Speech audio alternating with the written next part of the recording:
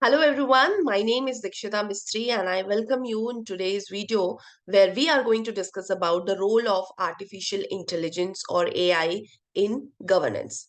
So basically artificial intelligence is relatively present in every sector in the current period, and it becomes very important to understand its role and its benefits in the governance, specifically with respect to India. Okay, so today I don't have the digital board, so it's a bit inconvenient to write everything over this screen. So today's discussion will be more on the verbal side, where I will explain by talking more and writing less. So bear with me. And this video is very short, so I don't think you will be get bored. So without any delay, let's start today's video, which will explain the role of artificial intelligence in governance of India. Okay, so let's first see what we are going to discuss. First, the definition of artificial intelligence and governance. I'll tell you about that. Why it's important? Because before understanding its role, you need to understand what is AI and what is governance. Then only you can, combine both of them and you will understand and you'll have more clarity about role of AI in governance. Next is artificial intelligence market in India, like its size, how it's growing, and what is the futuristic vision, so that we'll have more clarity of how people need to be engaged in AI and what kind of laws and regulation should be made by India. Next and most important thing is, let me, huh, role of AI. Role of AI means this is the core of our explanation and discussion. We'll discuss various kinds of roles that can be, leveraged with the help of AI in the sector of governance. Next is challenges. We'll also see what kind of challenges, problems are being faced by the government while including artificial intelligence in the governance. And is it very easy to include AI in every kind of schemes and policy? We'll look about that. Next is key examples. What are the key examples?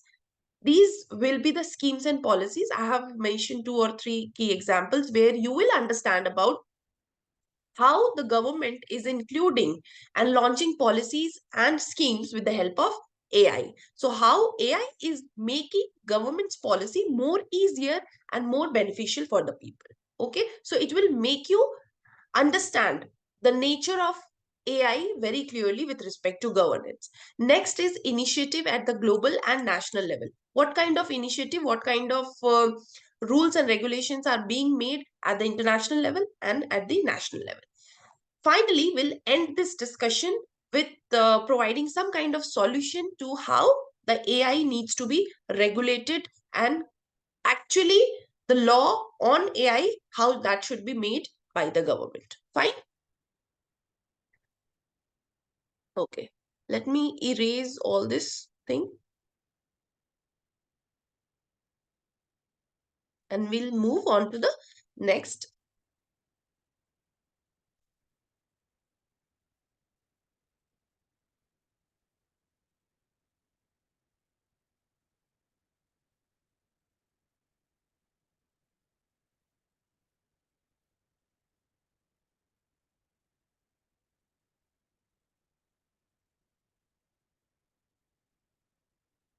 So as I told you, it's very actually difficult for me to explain everything over here because, yeah. Okay. So next is, what is AI? Definition of artificial intelligence. Let me read once it for you. Artificial intelligence or AI is the intelligence of machines or software which can mimic human intelligence, such as learning from experience, performing tasks that traditionally require human intervention, etc. What it's trying to state that artificial intelligence is basically such kind of software, machines and robots which can perform those tasks which are actually performed by the human beings using their intelligence and their mind, such as creating paintings, creating some kind of architectural designs which you need to think upon, where you need to think, because for creating painting you need to use your brain, you need to think. So all these things are being mimicked by the software and the machines, and in similar lines of human thinking, they are performing those tasks. So that is AI. So in simple and in a nutshell, you can say that artificial intelligence is basically performing those tasks which are done by human beings. So it seems very scary, right? So that's why artificial intelligence role in governments needs to be understood very clearly. Okay, so if a machine can perform the role of human, then definitely it can be, its advantage can be leveraged in the performance of governance as well. Definitely, right? What is governance? Governance is the process of making and enforcing decisions within an organization or society. So basically, governance is, ruling and making laws and regulations, policies for the government, for the society, for the people, so that peace, happiness, growth can prevail in the society. People will be happy, people can see growth, individual growth, societal growth, as a, community growth, and for that the government makes rules and regulations for them, and that is governance. So now you can understand here that what is AI's role in governance, that how artificial intelligence can be leveraged to improve the governance, and how governance can be improved by using artificial intelligence, right? Okay, we understood about what is the AI role in governance, not specifically, but what we are discussing, why we are discussing AI's role in governance. Now let's look at the AI market in India. What is the size of artificial intelligence in market in India? So basically, this market is growing at the compound annual growth rate of 25 to 30% every year. So this is a very high rate of growth. And according to the NASSCOM report, by the year 2027, this AI market will reach at a worth of US 17 billion. Now this market is growing at the rate of 30%, and it will reach at the value of US 17 billion by the year 2027, which makes it very, very important sector and important area to focus upon. And government cannot ignore this kind of large area. Also, because India has a very good skilled people. Okay, and government is also trying to make people more skilled by giving them training, etc. And it has also become the most populous country in the world. So in this sector as well, in the AI market, AI sector, India has become the second highest installed talent base, with more than 4 lakh people, employees working in the AI job functions. Now, this is also very important, because currently, if 4 lakh people, more than 4 lakh people are working in the AI job functions, now you can think by 2027, you can, imagine by the year 2027, more people, how many people will join this AI sector. So it's become very important to govern this AI market, right? Now, coming to the core part of the discussion, that is role of artificial intelligence in governance. What is the role of artificial intelligence in governance? I have basically divided these roles into three major areas. First is efficient administration. Okay, let me highlight efficient administration. Second is decision making models, and AI integration with various sectors. Now, how it can improve and make the administration more efficient. First, it can be used in elections. How? The AI can be used in calculating the voter turnout, the voting, how much voting has actually happened in the elections. Okay, it can reduce crimes. How? By, gathering the data by using biometric details of a person, such as fingerprints, iris images, and iris data, etc. By collecting these data, AI can actually target a person who has the potential to again indulge in same kind of crime.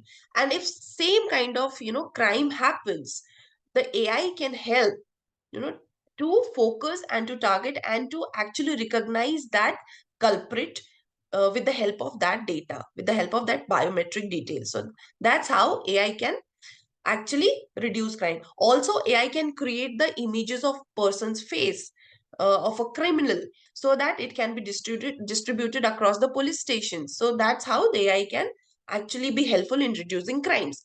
Next is legal advice. It can help providing legal advice. Simple legal advice need not to be spoken by the actually advocate. It can be sent to the person by or on the case to case basis.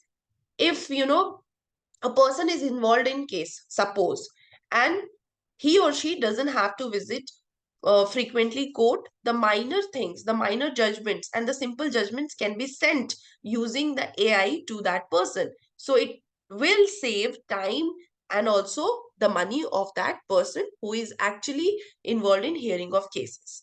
Fine. So what all these examples is signifying and indicating, these examples indicating that AI can actually help in making the administration more efficient, more helpful for the people. Second is decision making models. Now, what are models? Models are something which is a standard kind of benchmark based on which the policies and schemes are made. So using AI, the data can be processed, data can be mined, and through which a particular kind of decision making model can be created based on which various kind of policies can be made by the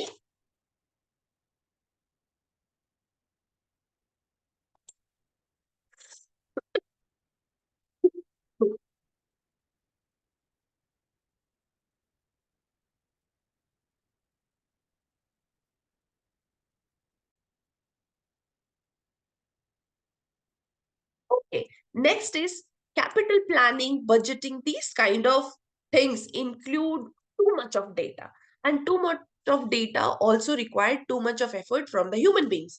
Now, with the help of AI, these these many datas can be analyzed, can be examined with the by the artificial intelligence, and then efficient budgeting can happen, capital planning can happen, the government's expenditure can be managed so well that you cannot even imagine with the help of AI, right? So again, the decision making models can be created and the policy and the governments becomes more easier with the help of AI, right? Now, the third role of AI in the governance. And what is that role?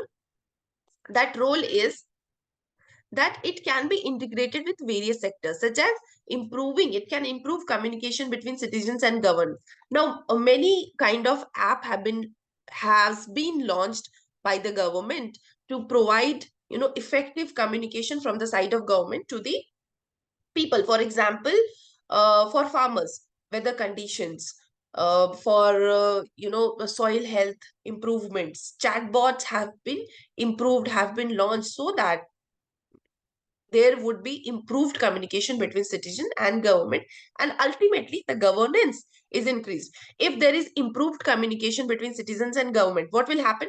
The transparency will improve, the accountability of the government will improve between and among people. So these are the different roles that AI can play in the governance. Okay.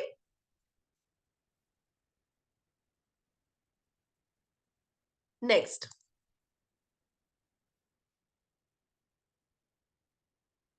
challenges with AI.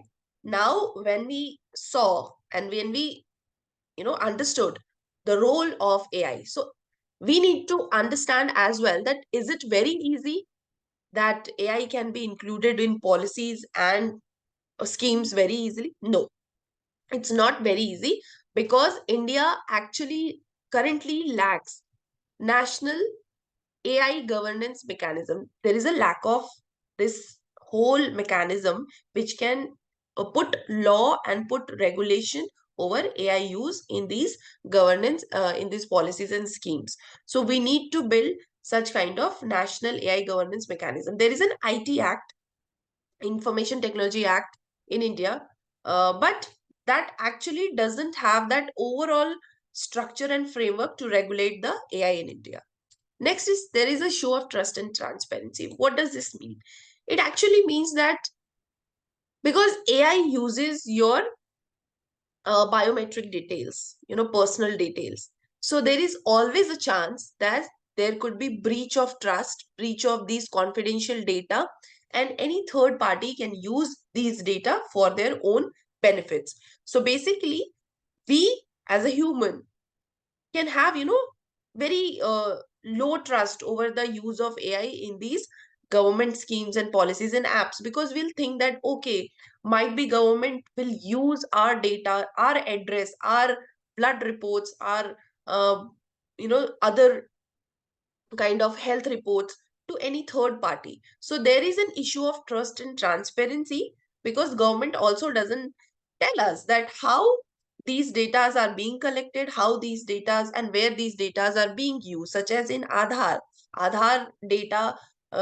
We have biometric details while registering for Aadhaar. So government actually has those all details of all people and all citizens of India. So it actually creates the issue of trust and transparency among people. They lack confidence in providing their personal details to the government. So this is a major challenge in including AI in every kind of government schemes and apps, right? Compromise of privacy and personal details, that is the same. Because of these compromise of privacy and personal details, the issue of trust and transparency gets created. Now governing AI is at nascent stage, it's at very beginner stage. We do not know how much AI can develop in future, and because of that we also don't have that kind of governance mechanism at this stage where every kind of AI can be governed or regulated right now. So there is a very large scope for the AI to develop to an infinite level. So governing AI is at very beginner stage, and we need to advance very fast with the pace of advancing AI in the country, right? These are the challenges. Now, let's see some examples. This is very interesting. I'll tell you, because understanding all these examples will make you very clear, make you understand about the role of AI in governance. Now, these are the three main and major examples that I have chosen for you.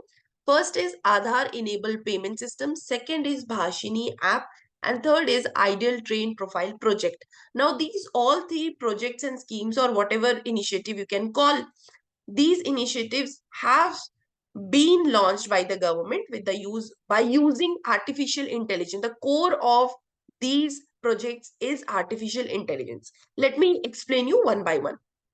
First is Aadhaar enabled payment system. Now AEPS service actually helps a bank account holder to use his or her Aadhaar number to access his or her bank account for basic banking services such as balance inquiry, such as few transaction transfer of money from one account to other account. So these all things are happening due to what? No human is involved in doing that. So this is getting done with the help of AI. AI is doing all these things for the bank customer. Now second is Bhashini app. Bhashini app is a AI enabled translation app. For what? For language translation app. Now it enables any person to enable or to listen or translate any language into their own language in real time basis. For example, PM Modi also used this Bhashini app while interacting with their Tamil speaking audience. He tried and translated their language into his own language in the real time basis. Now, how this is happening? This is happening with the help of artificial intelligence.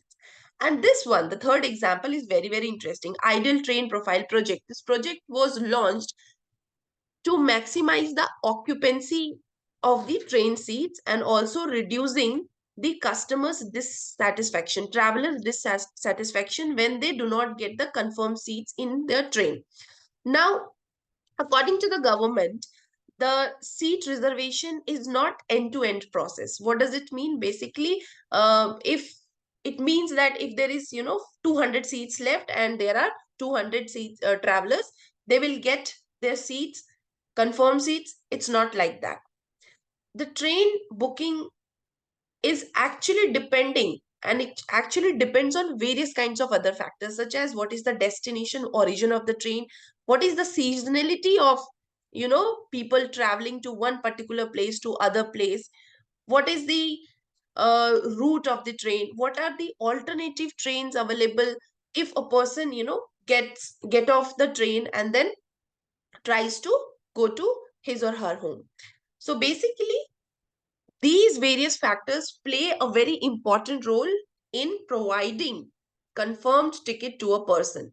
So now, with the help of this ideal train profile, which uses a specific artificial intelligence to locate and to analyze all these factors, like which train is moving to which destination, what is the route of the train, what is the season of that traveling period, and all these things are being analyzed, and it is expected that now a person will get confirmed seats by using this, after launching this project. How now this ideal train profile will try to uh, converse with every zonal area where the train runs, with every zonal train zonal areas where they will confirm seats to the people based on these factors, right? So in short, what I'm trying to explain that using artificial intelligence, the government is trying to include and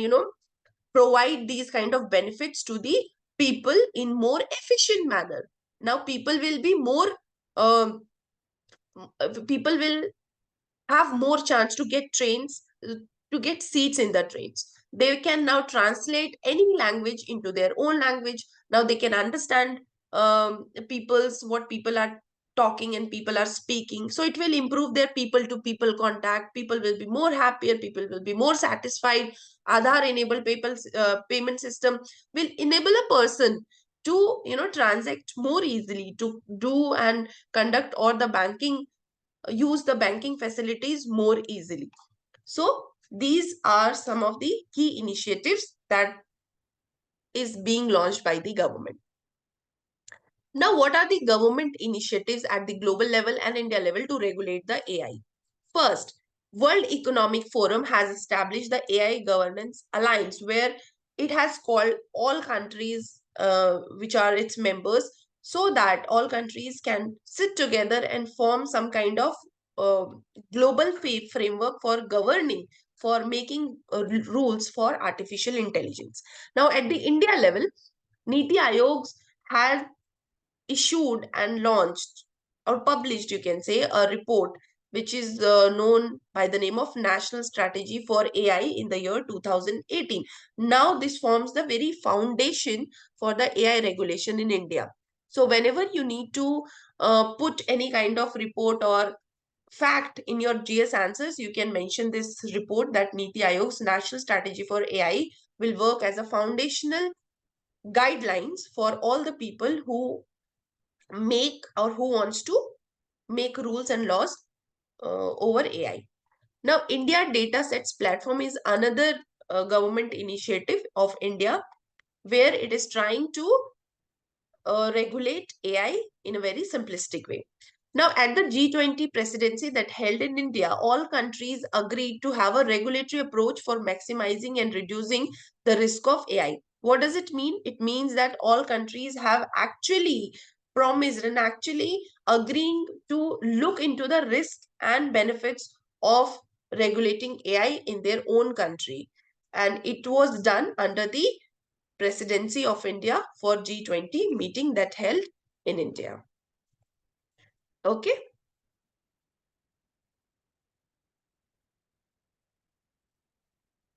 Next. Okay, we have come to the end of our video because it's a short video. So video is going to end so soon. Let's see what are the solutions that can be included and that can be, taken by the government to improve the AI regulation and AI inclusion in the governance. First, that all policymakers, regulators, and stakeholders need to come together. For what? For developing a comprehensive framework to regulate artificial intelligence and provide, include them in the governance. Next is responsible and ethical use of AI in governance is very, very important. Why? Because I give you an example. Now, there was a news that using the deep fakes, the face image of Rashmika Mandana was put into onto another woman's face. Now, this was not an ethical way to use AI.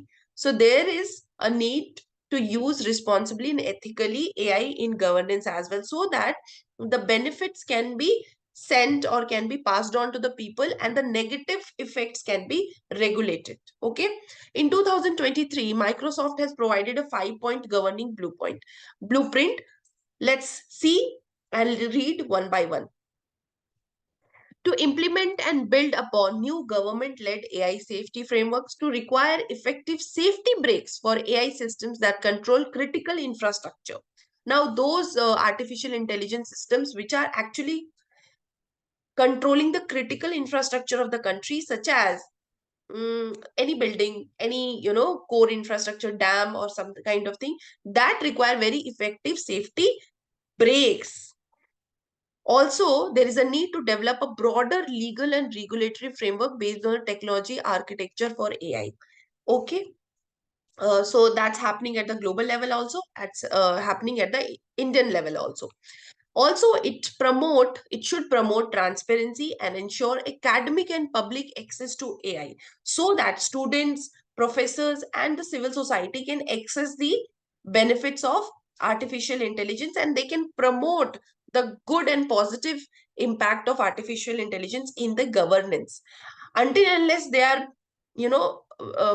being provided the access to artificial intelligence, how they'll help to guide the government to form a very good framework to regulate the artificial intelligence. So that's very important. It will promote transparency.